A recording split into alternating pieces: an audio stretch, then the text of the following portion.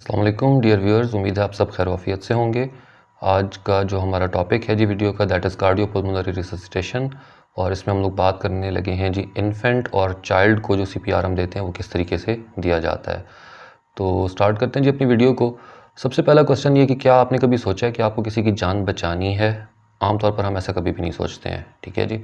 और अगले जो आपके 15 से 20 मिनट हैं, ये 15 से 20 मिनट में आपने वो स्किल सीखनी है जो किसी की भी जान बचा सकती है। कब, कहाँ, कैसे, किस वक्त इसकी ज़रूरत पेश आएगी, नोबडी नोज़, किसी को भी मालूम नहीं है।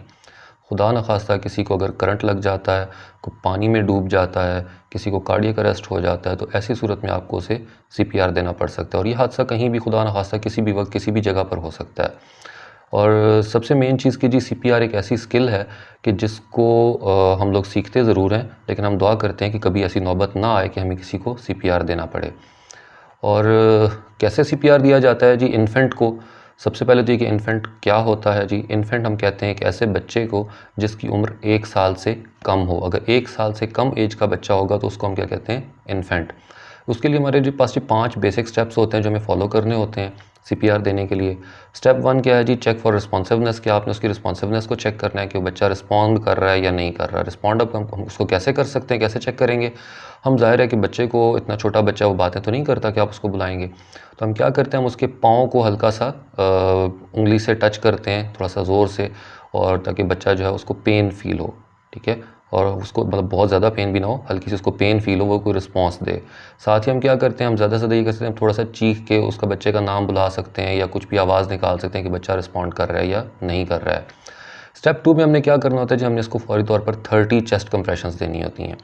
बच्चे को किसी सीधी हार्ड सरफेस के ऊपर आपने लेटा देना है, ठीक है। और अपनी 2 उंगलियों से, शहादत की उंगली से और मिडिल फिंगर से, इन 2 उंगलियों से हम उसको जो है वो चेस्ट कंप्रेशंस देते हैं। कहाँ पर देनी है जी?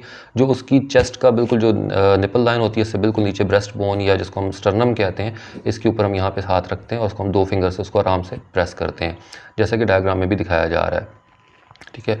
तकरीबन आपने कितना प्रेस करना होता है जी? राउंड अबाउट 1.5 इंच के करीब उसको प्रेस होना चाहिए, अगर बच्चे की उम्र जो है वो 1 साल तक या 1 साल से कम है तो। थर्ड स्टेप जो इसका आ रहा है जी, वो है इसका ओपन एयरवे, कि आपने उसका एयरवे जो है उसको चेक करना है। आप उसके सर को थोड़ा सा पीछे की जानिब धकेल देते हैं, उसकी थोड़ी को थोड़ा सा ओपन कर लेते हैं, लेकिन आपने ये ध्यान रखना है कि बहुत ज़्यादा सर को पीछे की तरफ आप ना ढलका दें। स्टेप 4 पे हमने क्या करना होता है जी? Give 2 breaths. अब छोटे बच्चे को सांस देने के तरीकाकार क्या होता है कि हम उसके नाक और मुंह, क्योंकि उसका मुंह भी बेचारे का बहुत छोटा सा होता है, तो हम उसको अपने मुंह से कवर कर लेते हैं। सर को थोड़ा सा पीछे घुमाया हुआ था, उसकी नाक और मुंह दोनों को हम अपने मुंह में रख के और 2 सांस जो हम उसके अंदर दाखिल करते हैं प्रेशर के साथ। और इस तरीके से दाखिल करने होते हैं कि हमें उसके सीना जो उभरता हुआ नज़र आए। जब आपको फील होता है कि उसका सीना जो है वो थोड़ा सा हाइट पे आ रहा है, थोड़ा सा उभर रहा है, तब हम उसको कहते हैं कि ये एक प्रॉपर ब्रेथ उसको डिलीवर हुआ है। उसके बाद है कि जी आपने क्या करना है जी? सीपीआर आप उसको देते रहेंगे जी। क्यों देते रहेंगे? क्योंकि सीपीआर देने से खून का जो बहाव है वो जारी रहता है उसके ब्रेन की तरफ। उसके बाकी जो वाइटल ऑर्गन्स हैं, लिवर वगैरह, हार्ट वगैरह, उसको ब्रेन को और ब्लड की सप्लाई है वो जारी रहती है।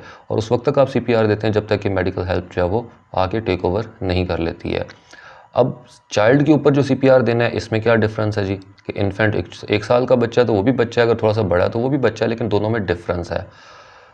1 साल से लेकर 12 साल तक का जो बच्चा होता है जी, उसको हम चाइल्ड में काउंट करते हैं, ठीक है। और उसके लिए जो सीपीआर देने का तरीकाकार है, उसमें ये होता है कि उसमें हम थोड़ा सा जो चीज़ हम चेंज कर लेते हैं, उसका जो प्रोसीजर है वो क्या होता है कि स्टेप 1 पे चेक फॉर रिस्पॉन्सिवनेस, कि आप उसकी रिस्पॉन्सिवनेस कैसे चेक करते हैं? आप बच्चे के कंधे को थोड़ा सा हिला देते हैं, ठीक है। या फिर आप क्या करेंगे, उसको हल्का सा आप थपकेंगे, ठीक है।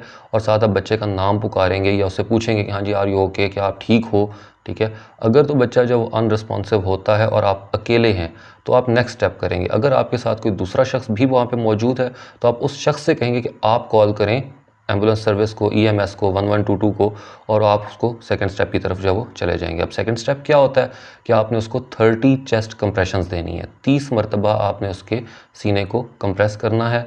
और वही चीज़ कि बच्चे को आप एक हार्ड सरफेस के ऊपर जो लिटा देंगे, ठीक है। अपनी जो हथेली होती है आपकी, पाम जिसको हम कहते हैं, इसको हम रखते हैं उसकी ब्रेस्ट बोन के ऊपर, निपल लाइन से थोड़ा सा नीचे, ठीक है। और वहाँ पे रख के हम उसको प्रेस करते हैं। और अगेन उसको भी हमने तकरीबन जितनी उसकी सीने की मोटाई है उसका 1/3 हमने उसको कंप्रेशंस देनी होती हैं 30 टाइम्स, ठीक है, 30 मरतबा। और आपकी कंप्रेशंस जो उनको कम से कम इतना तेज़ ज़रूर होना चाहिए कि आप 1 मिनट में 100 कंप्रेशंस जो हैं वो दे सकें, ठीक है। और विदाउट पॉजेज, बीच में आपको रुकना नहीं है किसी भी जगह पे, ठीक है। 30 कंप्रेशंस आपने अपनी कंप्लीट देनी है। स्टेप 3 पे क्या है जी, open airway. Again lift the chin and tilt the head back, कि आप उसके सर को थोड़ा सा पीछे की तरफ धकेल देते हैं और आप उसकी चिन को नीचे की तरफ खींचते हैं ताकि उसका मुंह ओपन हो जाए। मुंह में आप देख लेंगे कोई फॉरेन बॉडी की और ऐसी चीज़ वगैरह ना हो, ठीक है जी। इसके बाद है जी कि स्टेप 4 है कि जी look, listen and feel for breathing, कि आपने उसके सांस को महसूस करना है, ठीक है। अब वो हम कैसे महसूस कर सकते हैं कि आप अपने कान को बच्चे के मुंह के करीब लेके आते हैं, नाक के करीब लेके आते हैं, और आपका जो चेहरा होता है वो उस बच्चे की चेस्ट की तरफ होता है, कि आप उसकी मूवमेंट को चेक करते हैं, ठीक है। इससे आपको अंदाज़ा हो जाता है कि बच्चा सांस ले रहा है या नहीं ले रहा है, ठीक है जी। स्टेप 5 में हमने क्या करना है जी, 2 रेस्क्यू ब्रेथ्स आपने देने हैं उसको। अब बच्चे की जो इन्फेंट था, इन्फेंट में तो हमने उसका मुंह और नाक दोनों को कवर किया था, लेकिन यहाँ पर जो चेंज है वो चेंज क्या होता है कि इसमें बच्चे के मुंह को कवर करते हैं अपने मुंह से, ठीक है। और उसको बहुत टाइट तरीके से आपने करना है कि हवा का प्रेशर बच्चे के सीने के अंदर तक धकेला जा सके, लेकिन आप एक चुटकी की मदद से उसके नोज़ को आपने बंद कर लेना है। अब जब आप उसके नोज़ को बंद कर लेंगे तो आसानी से सांस जो है वो उसके सीने के अंदर जा सकता है। साथ ही क्या होगा कि आपकी नज़र जो होगी वो बच्चे के सीने के ऊपर होगी कि उसका सीना जो उसमें उभार पैदा हो रहा है या नहीं, उसकी चेस्ट राइज कर रही है या नहीं कर रही है। और इसमें क्या होता है कि आपके हर सांस को सिर्फ 1 सेकेंड लगना चाहिए, not more than a second. यानी 2 ब्रेथ आपने देने तो आप जस्ट 2 सेकेंड्स वहाँ पे इन्वेस्ट कर सकते हैं। स्टेप 6 पे क्या है जी, कंटिन्यू गिविंग CPR, कि आप CPR देते रहेंगे। अगर आप अकेले हैं तो आप उसको जो है वो CPR देते रहेंगे कम से कम 2 मिनट तक, ठीक है, बिफोर स्टॉपिंग टू कॉल 1122, कि आप अपनी इमरजेंसी सर्विस को या EMS को या एम्बुलेंस वालों को कॉल करने से पहले, हॉस्पिटल में कॉल करने से पहले कम से कम 2 मिनट आप CPR दे लेंगे। उसके बाद आप कॉल करने के लिए रुकेंगे। जब आप EMS को कॉल कर लेते हैं तो उसके बाद आप दोबारा उसको जो CPR है वो जारी रखेंगे, ठीक है। अब जो इम्पॉर्टेंट बातें जो याद रखने की हैं कि कोई भी शख्स जो है अगर उसको अकेला आप CPR दे रहे हैं, 2 लोग नहीं हैं, अकेले आदमी को CPR देना पड़ता है, तो फिर हम क्या करते हैं, 30 कंप्रेशंस का उसका साइकिल होता है, ठीक है, कि 30 कंप्रेशंस आपने देनी है, 2 ब्रेथ आपने देने हैं। अगर 2 लोग होते हैं तो चाइल्ड और इन्फेंट के लिए हम क्या करते हैं जी, 15 कंप्रेशंस और 2 ब्रेथ की इसकी रेशो होती है।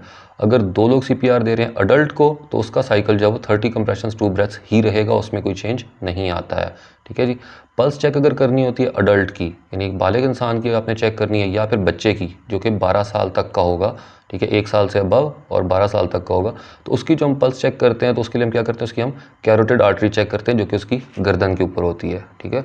उसके बाद जो इन्फेंट होता है इसके लिए हम ब्रेकियल करते हैं, यानी कोहनी के सामने का जो हिस्सा होता है वहाँ से हम उसकी पल्स को चेक या मॉनिटर करते हैं।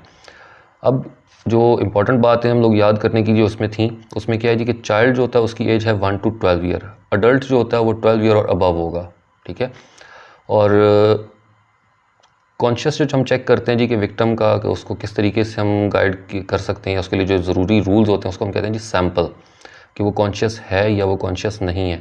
सैंपल किस चीज़ का मुखफ़फ़ होता है जी, सैंपल का मतलब होता है जी साइन एंड सिम्टम पहले नंबर पे, कि निशानात और अलामात क्या ज़ाहिर हो रहे हैं, उसकी एलर्जीज़ वगैरह अगर कोई थी तो वो हम उससे डिस्कस कर सकते हैं, पूछ सकते हैं, बाय स्टैंडर्ड से पूछ सकते हैं। किसी किस्म की मेडिकेशन पे वो था उसके बारे में हम बात कर सकते हैं। उसकी पास्ट मेडिकल हिस्ट्री हम ले सकते हैं कि जी पहले उसकी कोई मेडिकेशन वगैरह चल रही थी, कोई इलाज वगैरह चल रहा था, या पहले कभी उसको दौरा वगैरह को पड़ा या नहीं पड़ा। लास्ट ओरल इनटेक, कि उसने आखिर क्या खाया था, आखिरी टाइम पे खाना खाया हुआ था या नहीं खाया हुआ था। And events leading to injury, के उसकी मौजूदा हालत तक जिन हालात में वो आया है वो क्या थे। कार्डियक चेन ऑफ सर्वाइवल, इस पे हम पहले भी बात कर चुके हैं जी कि अर्ली रिकग्निशन होनी चाहिए, कि इन टाइम आपको पता चल जाए कि किसी शख्स को अगर दिल का दौरा पड़ता है तो अर्ली कॉल टू EMS, कि आप जल्दी से जल्दी, जितनी जल्दी मुमकिन है उतनी जल्दी आप कॉल करते हैं इमरजेंसी मेडिकल सर्विस को। अर्ली CPR है कि आप फ़ौरन से CPR स्टार्ट कर लेते हैं। अर्ली डिफिब्रिलेशन है, अगर आपके पास AED अवेलेबल है, यानी कि ऑटोमेटेड एक्सटर्नल डिफिब्रिलेटर मौजूद है, तो उसका इस्तेमाल जो है वो इन टाइम होना चाहिए। और अर्ली एडवांस मेडिकल केयर होनी चाहिए, ठीक है जी। और उम्मीद है कि जी आपको इस वीडियो से कुछ ना कुछ जो है वो सीखने को मिला होगा, ठीक है। और इंशाल्लाह इसके बाद हम एक नई वीडियो अपनी लेके आएंगे जिसमें हम लोग क्वेश्चंस लेके आएंगे, ठीक है। और उन क्वेश्चंस के आप लोग आंसर्स देंगे, मल्टीपल चॉइस क्वेश्चंस होंगे, और आपको बताना होगा जो हमारी साबिक़ा वीडियोज़ हैं उन्हीं में से हम क्वेश्चंस को डिज़ाइन करेंगे और वो वीडियो हम इंशाल्लाह बहुत जल्दी अपलोड करेंगे। अब एक और बात कि क्या आप जानते हैं कि YouTube पर चैनल सब्सक्राइब करना फ्री होता है, इसके लिए आपके कोई चार्जेस नहीं लगते, ठीक है। लेकिन आप अगर चैनल सब्सक्राइब करते हैं तो उससे बहुत से लोगों को बहुत हौसला मिलता है, हिम्मत मिलती है, और फिर वो आपके लिए नया सा नया जो मवाद है उसको इकट्ठा करके न्यू वीडियोस को अपलोड करते हैं। तो काइंडली आप भी हमारे चैनल को सब्सक्राइब करें, व्यू करें, ठीक है। Thanks for being with us, stay blessed, thank you.